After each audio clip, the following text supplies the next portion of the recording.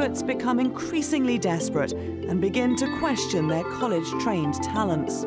It's a time of hope and frustration for the workforce of the future. Faces of China at this time on Al Jazeera.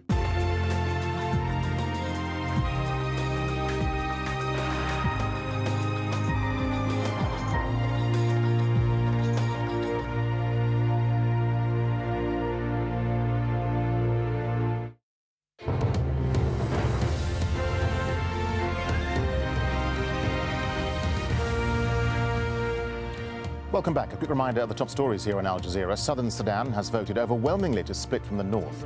Official results showed almost 99% voted in favour of independence. The new status will be confirmed in July. Protesters in Egypt are calling for more mass rallies on Tuesday as they press for the resignation of President Hosni Mubarak. The government's tried to appease demonstrators by offering a public sector pay rise. And an activist whose Facebook page inspired the Egypt uprising has been freed by authorities, while Ghonim had been detained for 12 days. Well, 15 days after protests began shaking Egypt's political establishment to the core, the situation is still in flux. So let's talk to Leonard Binder, who's a professor of political science at UCLA. He's a specialist on Middle East politics and Islamic political thought and joins us live now from Los Angeles.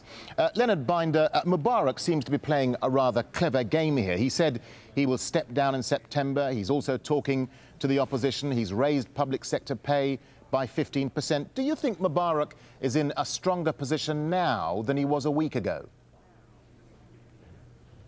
Well, I think there's no doubt that he is in a stronger position now than he was a week ago.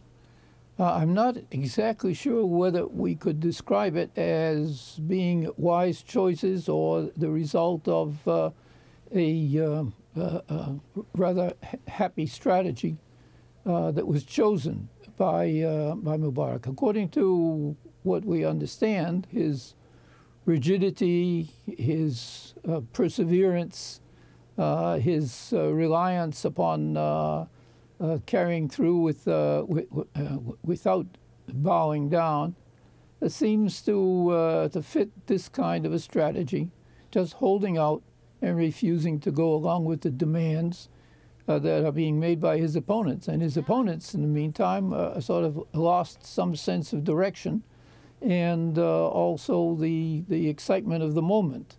Yeah, I mean, let's just talk about those opponents because, I mean, how are you assessing the effectiveness of the opposition, including the Muslim Brotherhood? As you say, they seem rather disorganized, and it has to be said, no clear leader has emerged yet, anyway. Yes, that's really a central point, and it was fairly obvious at the beginning that we would reach a crisis of this sort.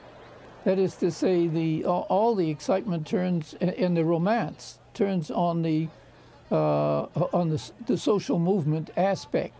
That is to say, people on their own independently decide that they're going to join together without any formal organization, and that they are going to try to bring down the government. And after the initial success, which brought everyone surprise and indeed lots of joy, we find that, as we might have expected, that there's no organization behind it. Therefore, it's very difficult to pursue. Sorry? No, I was going to ask you, are we getting a clearer idea now as to who's likely to take the reins of power in Egypt when Mubarak goes? Or is it still too early to say, do you think? Well, I think that people might be willing to bet on the military no matter what, coming through and ending up with the largest amount of influence over the politics of Egypt. But it is pretty difficult to make the decision on that now because so many excuse me, mistaken moves have been made. How are you... strategic... Yeah, I just wanted to ask you, I mean, how are you assessing the Muslim Brotherhood and how it's conducting itself so far? I mean, they seem to be participating in dialogue, but they're not actually leading, and they don't seem to be saying they have some legitimate right to rule.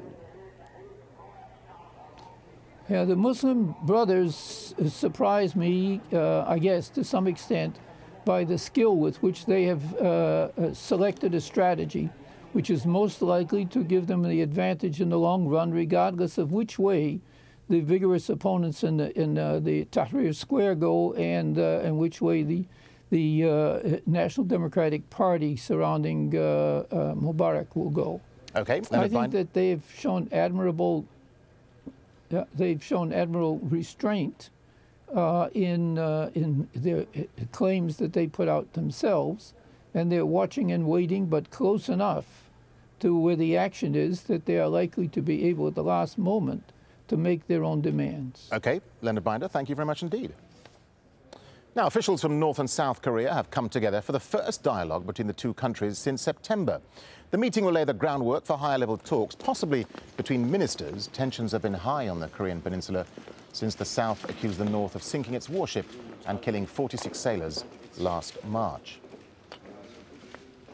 Now, there are fears that retaining sanctions against Myanmar could damage foreign investors, as well as the military government. The party of pro-democracy leader Aung San Suu Kyi wants existing restrictions to remain and has called for talks with Western governments to discuss this. Al Jazeera's special correspondent in Myanmar has more. Well, since Aung San Suu Kyi was released last November, there seemed to be indications that the Nobel laureate and her party, the NLD, were considering supporting what has been seen as a widespread push for a lifting of sanctions. We heard suggestions of this in her many speeches, including at Davos just last week. However, it is clear now that the party is sticking to its position on the issue.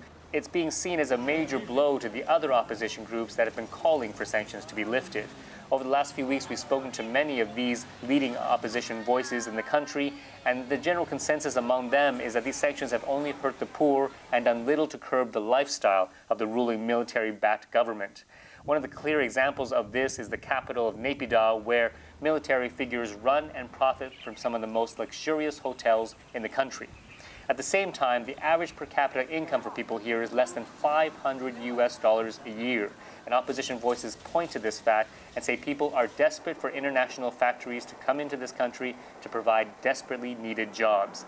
However, it is very much a catch-22 situation. Speaking to some of Aung San Suu Kyi's people over the last few days, they tell us the concern is that by opening the doors, Myanmar will follow the way of countries like Vietnam, where political rule is in fact strengthened by improving economics in a country and where corruption becomes further institutionalized.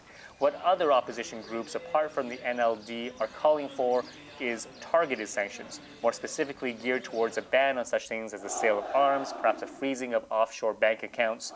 On the sidelines of this debate, overall, is a general concern that Aung San Suu Kyi's position is further marginalizing herself and her party and dividing an opposition in this country that has grown increasingly fractious. A former Philippine military chief and cabinet minister accused of massive corruption has died in an apparent suicide. Witnesses say retired General Angelo Reyes was visiting his mother's grave when he died from a single gunshot wound to the chest. Reyes, who headed the armed forces from 2001 to 2003, was recently accused of pocketing at least $1 million of military funds. He had denied the accusations. In Mexico, 3 teenage boys have been shot dead in an apparent gang attack in the border city of Ciudad Juarez. The city's become one of the most dangerous in the world amid fierce turf wars between drug cartels. Frank Contreras has more from Mexico City. Mexicans are mourning the deaths of at least 5 more people in drug-related violence. The first case happened in the northern Mexican city of Ciudad Juarez, located just across the border from Texas. It appears now that 3 teenagers were killed over the weekend in drug-related violence. They were sitting down having lunch at a taco stand. They got up to look at some auto parts, and apparently a group of armed men decided to show up and opened fire on those young men.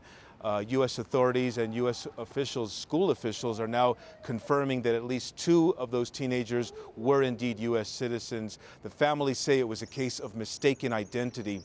And in the Pacific coastal city of Tepic, Nayarit, bodyguards who were protecting a high-ranking naval officer were killed at a shopping center. The officer had just gotten out of his vehicle, went into a restaurant when armed men decided to open fire, killing those two bodyguards in front of what were probably hundreds of eyewitnesses, those eyewitnesses running for cover and waiting for protection for at least an hour until the area was secure. And so the kind of drug-related violence that has plagued Mexico continues here, with more than 35,000 people killed since President Felipe Calderón launched his war on drugs in December 2006.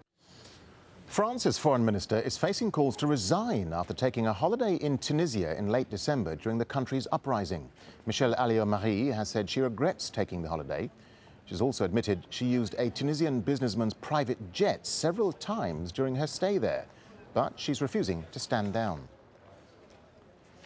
Meanwhile, Tunisia's parliament has passed emergency powers for the interim president.